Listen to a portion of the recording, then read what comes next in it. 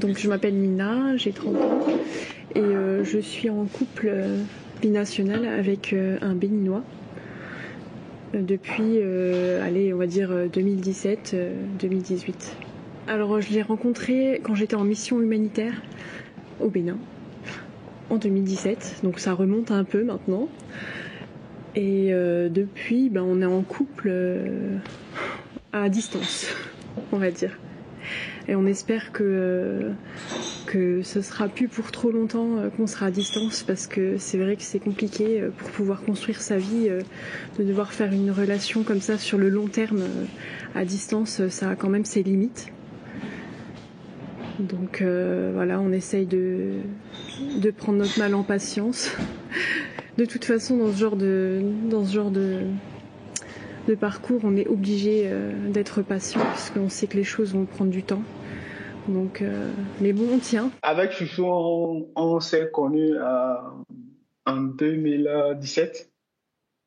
Et 2017, elle était venue dans mon village au Bénin, à Taneka Koko, pour une action humanitaire. Et voilà, bon, on a une association qui a un partenaire en France. Donc, chaque année, il y a des étudiants qui viennent dans notre ville. Moi, elle était encore étudiante. Et voilà. Et c'est à Taneka on s'est rencontrés. Voilà. Et puis, ça a pris et voilà. Nous sommes là aujourd'hui. Après des années, on est encore là. Il s'est passé beaucoup de choses et bon, comme elle était venue en 2017 pour une action humanitaire, après leur séjour, elle est repartie et on est resté en contact. Et, depuis 2017, on est resté en contact et voilà, c'était bon. La technologie, heureusement qu'il y a la technologie, ça nous a beaucoup aidé. Parce qu'on est resté en contact tous les jours, on s'écrivait tous les jours. Et de 2017 à 2019. Et en 2019, bon, elle a dit, bon, écoute, je vais revenir te voir. Parce que moi aussi, j'attendais ça. Et puis voilà, elle a dit, je vais revenir te voir. Elle dit, ça, si tu viens, ça serait le plus beau cadeau que tu m'aurais fait. Et voilà. Et effectivement, elle est venue en 2019. On a passé 3 semaines ensemble. Voilà, on a passé de bons moments ensemble. Et voilà, après 3 semaines, elle est repartie. Bon, on a encore repris avec WhatsApp, Messenger et tout. Et en 2023, et elle est encore revenue.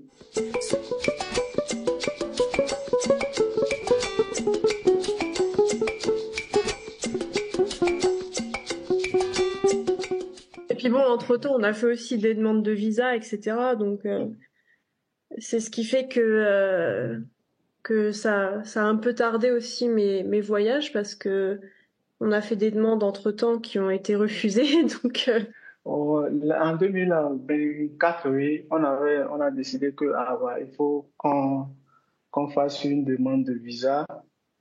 Et puis bon, on a pris des renseignements auprès de l'organisme chargé de la délivrance des visas. Et bon, on a quand même eu toute la documentation nécessaire qu'on a fournie. Et bon, après le rendez-vous, je suis allé à Cotonou. Parce que moi, je suis au nord. Donc, je suis allé à Cotonou pour la demande de visa qu'on a fait. Et après une semaine, je suis reparti à Cotonou pour le résultat. Donc, arrivé, bon, j'ai pris la réponse et c'était un rejet. C'était un rejet. Et bon, là, pour un début, bon, on s'est dit, bon, on va pas se décourager. Donc, nous allons encore reprendre une deuxième demande. Et après, je crois, après 3 semaines, j'ai encore fait une autre demande. Et cette demande aussi, la dernière aussi, a été également rejetée.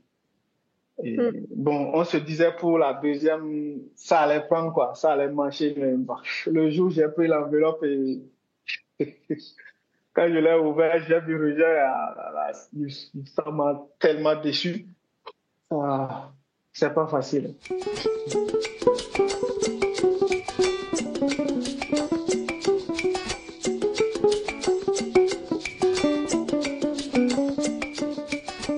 On a fait 2 demandes de visa côté France pour le faire venir lui en visa touriste, avec moi en fait en personne accueillante. Mais bon, ça n'a pas fonctionné. On a eu 2 refus. Donc entre temps, bon, j'avais pas spécialement organisé de voyage pour aller le voir, puisque je pensais qu'il pouvait peut-être venir par ce biais-là.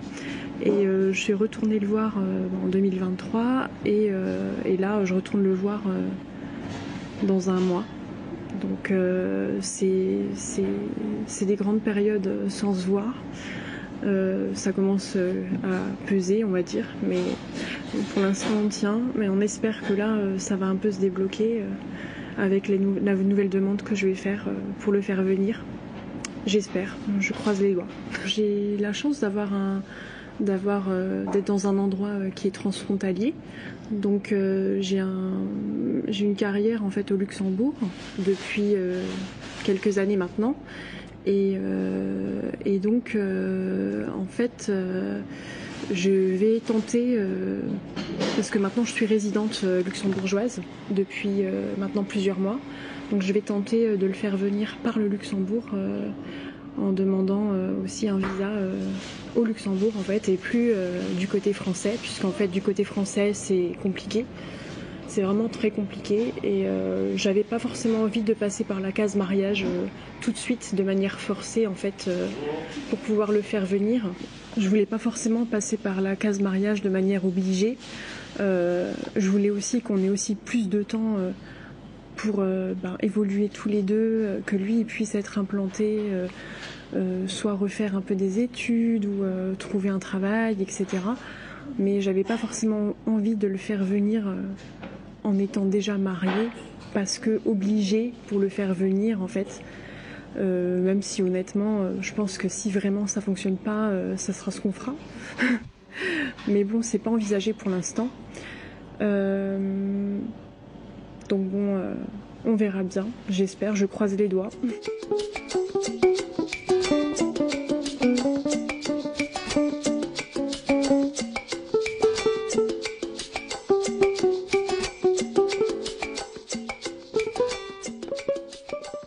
À distance, je ne vais pas mentir, hein, c'est pas du tout facile. C'est pas du tout facile, mais jusqu'à présent, ce qui nous maintient, c'est l'espoir que nous avons. En se disant, un jour, on pourra vraiment vivre notre amour. Et actuellement, là, on se dit, mais on va se sacrifier. Et un jour, ça va marcher. Et puis, on pourra rattraper tout ce temps-là qu'on a passé à travers le téléphone. L'amour à distance, c'est... Voilà, bon, comme je l'avais dit au début, la technologie a quand même facilité. Mais ce n'est pas facile. Ce n'est pas facile. Et être, disons, très loin de quelqu'un qu'on aime, c'est compliqué. Parce qu'il y a des fois, on est vraiment dans le besoin d'être avec la personne.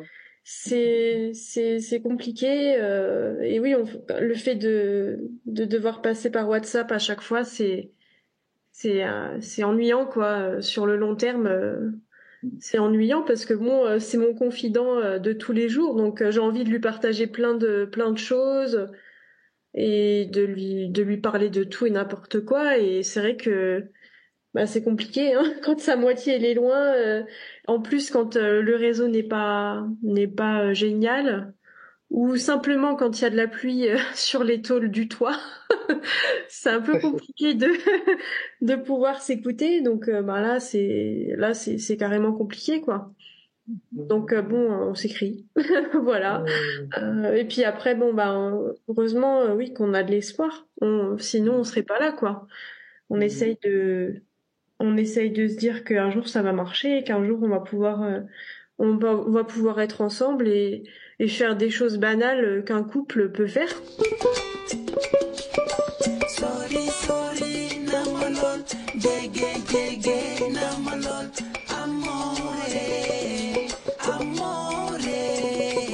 Quand les gens se disent, se font des fausses histoires en disant oui, c'est forcément des couples bidons ou c'est pas quelque chose de vrai, c'est pas de l'amour ou je sais pas, c'est des arrangements, c'est des mariages blancs, etc. C'est ce que les gens ils ont tout le temps en tête en premier.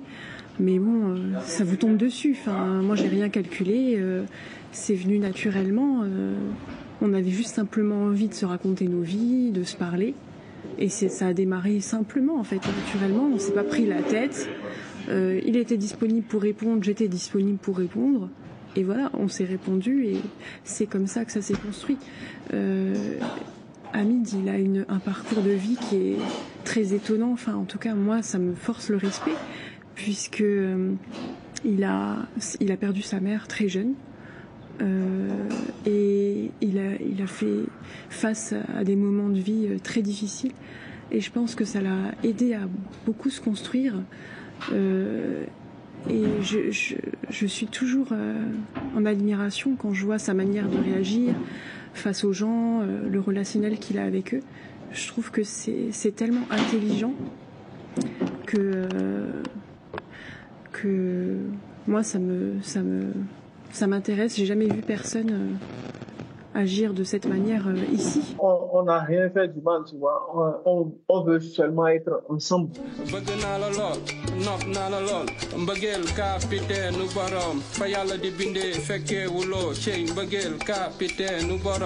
Amour à distance dafa metti lool ma jàkkaarloo géej gi xool ba fi samay bët yem ndekete yoo sori na ma lool sori na ma lool oh no nit ku nekk am na sañ-sañ nekk ak ki mu bëgg séri koko man yow laa bëgg